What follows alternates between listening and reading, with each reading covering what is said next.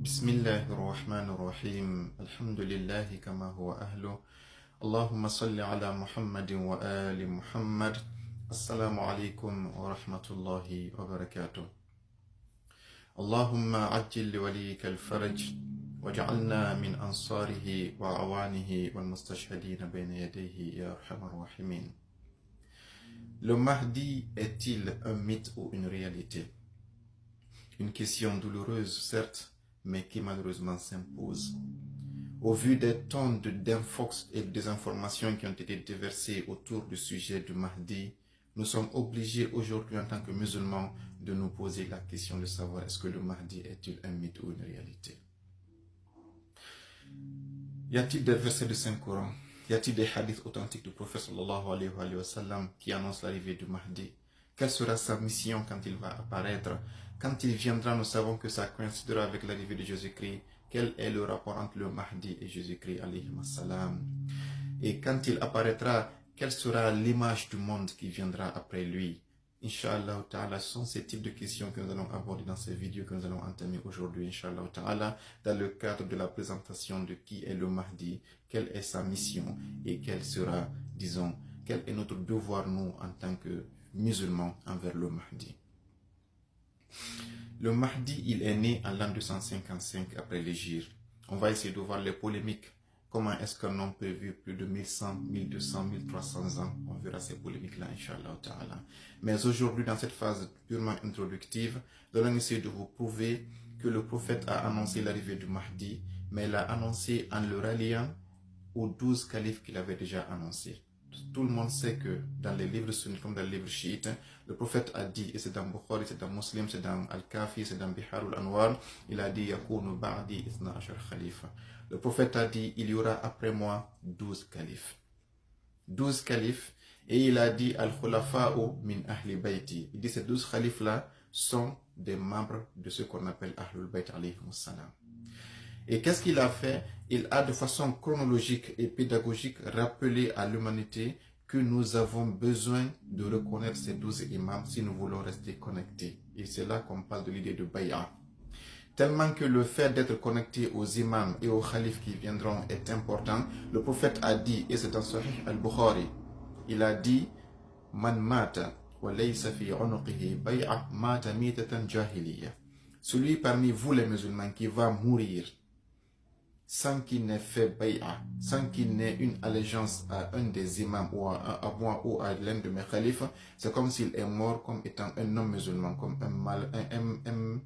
un mécréant ou bien un païen, j'allais dire. Je me souviens du mot. Autrement dit, l'idée de faire bay'a, soit au prophète, soit à ses représentants, est une obligation. Et maintenant que nous sommes musulmans, avons-nous une fois posé cette question, à qui est-ce que nous devons faire bay'a à notre époque actuelle? Quand le prophète était vivant, c'est à lui qu'on faisait la bay'a. Dans la sourate al-Fatih, sourate al-Mumtahana, vous allez voir, quand les Corans viennent et elles te font bay'a. Dans la sourate al-Fatih, innal ladhina yubay'unaka tahta ash-shajarati innama yubay'una Allah. Ceux qui te font allégeance sous l'arbre, ils n'ont fait bay'a qu'envers Allah subhanahu wa ta'ala. De sorte que un hadith dit que man mata bi ghayri imamin mata mitatan jahiliya. Man mata wala ya'rif imam zamanihi mata mitatan jahiliya. Celui qui va mourir sans connaître l'imam de son temps, il est mort comme un païen. Maintenant, qui sont ces 12 califes à qui on doit faire bay'a? Les sunnites savent que le hadith est authentique. Ils ont tout fait pour trouver les 12 califes, ils n'ont pas pu. Ils ont cité d'abord les 4 premiers, Abu Bakr, Omar, Othman, Ali. Ensuite, ils ont dit qui Muawiyah n'est pas correct, Yazid n'est pas correct, Marwan n'est pas correct. Ils ont dit on va ajouter Abdul Aziz qui est le 5e. Et puis ils ont commencé à faire à gauche, à droite. Ibn Kathir, qui est le savant sunnite, l'un des plus célèbres, dans son tafsir, qui est le tafsir le plus connu du monde sunnite à peu près, il a dit dans le verset où il dit, Dieu parle des Obasna ilayhim ithna ashara naqiban, quand Dieu dit qu'il a donné aux Bani Israël 12 guides, il dit dans le verset là, en traduisant ce verset, il a dit, chez nous aussi, le prophète a dit qu'on aura 12 califes. Et il a dit, on ne sait pas qui ils sont. Écoutez bien ce qu'il dit, mais il dit, wa minhum al-Mahdi al-Maw'ud al-Muntazar. Ça c'est dans le livre Ibn Kathir qui est sunnite. Il a dit parmi les 12 califes, on sait au moins qu'il y aura le Mahdi et celui qui sera le dernier parmi eux. Ibn Kathir, où a-t-il pris cette information selon laquelle le Mahdi sera le dernier des 12 califes? Disons que c'est dans les livres sunnites mais c'est caché. On va essayer d'aller progressivement et suivre aujourd'hui le prophète sallallahu alayhi wa sallam pour nous montrer comment est-ce qu'il a annoncé l'arrivée du Mahdi et comment est-ce qu'il a préparé notre Ummah à l'accepter. Il a commencé par dire d'abord que le Mahdi est de moi. Al-Mahdi minni. Ça c'est dans le livre de Al-Hakim et Al-Bani a dit que le hadith est authentique. La deuxième étape que le prophète a fait, il a dit Al-Mahdi minna ahl al-bayt. Il dit le Mahdi est de moi, ça c'est vrai. Deuxièmement, le Mahdi fait partie de nous qu'on appelle ahl al-bayt. Ahl al-bayt que Dieu a purifié dans la sourate 33, verset 33. Ahl al-bayt, quand je vous ai dit de suivre, il n'est pas de confier comme un cercle, je vous laisse les deux poids les plus précieux, Al-Qur'an ou ahl al-bayt. Le Mahdi fait partie de ces ahl al-bayt que je vous ai dit de suivre. Une précision et une délimitation. Il continue en troisième étape, il dit quoi? Al-Mahdi min al-trati min wuldi Fatima. Le Mahdi fait partie de ma famille, mais précisément de la descendance de Fatima. Et il va plus loin, et ça c'est Ibn Abbas qui rapporte ce hadith. Ibn Abbas dit que je suis venu un jour voir le prophète sallallahu alayhi wa sallam. Il a dit, j'ai trouvé le prophète ami Hussein sur sa cuisse, et il disait cette phrase. Il a dit, Ya Hussein, anta imamun. Hussein, tu fais partie des imams. Ibn Imamin, tu es fils d'un imam. C'est qui? C'est Ali. Akhu Imamin, tu es frère d'un imam. C'est qui? C'est Al-Hassan. Il dit wa Abul Aymati Tis'a, tu es le père des 9 autres imams. Wa Tasi'uhum qa'imuhumul Mahdi. Le 9e de tes descendants sera celui qui va se lever à la fin du monde, c'est celui qui s'appelle le Mahdi.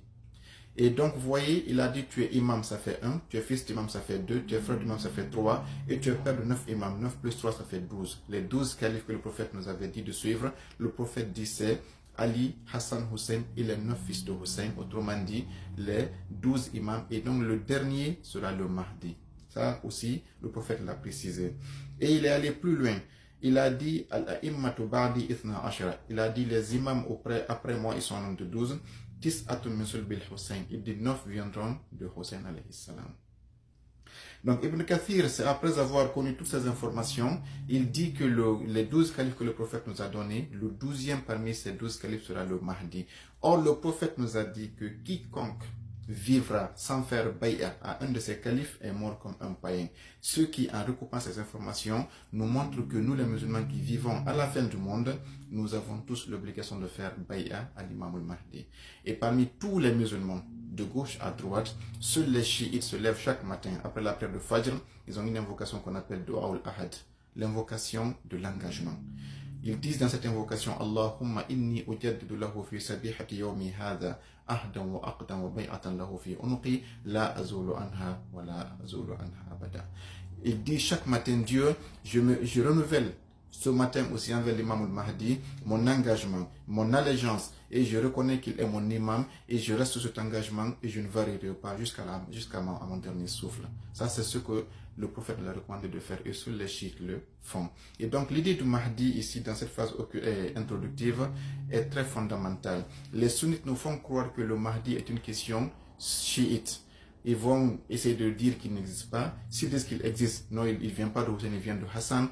S'il existe, il n'est pas né, il va naître par après. Nous allons voir qu'il y a plusieurs versets du Saint-Coran et des hadiths du prophète Mohammed qui démentissent les sunnites.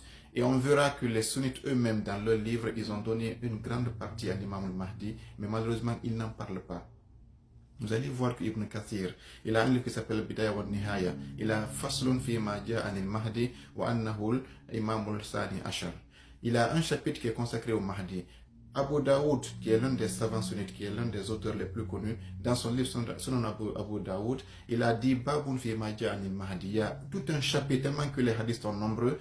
Ibn Kathir a fait une vingtaine de hadiths Et Ash-Shawkani, un des savants sunnites, a dit que Ariwayatu fi haqqil mahdi mutawatiratun bila shakki wala shubha. Il dit les hadiths qui parlent du Mahdi ont atteint le degré de mutawatir.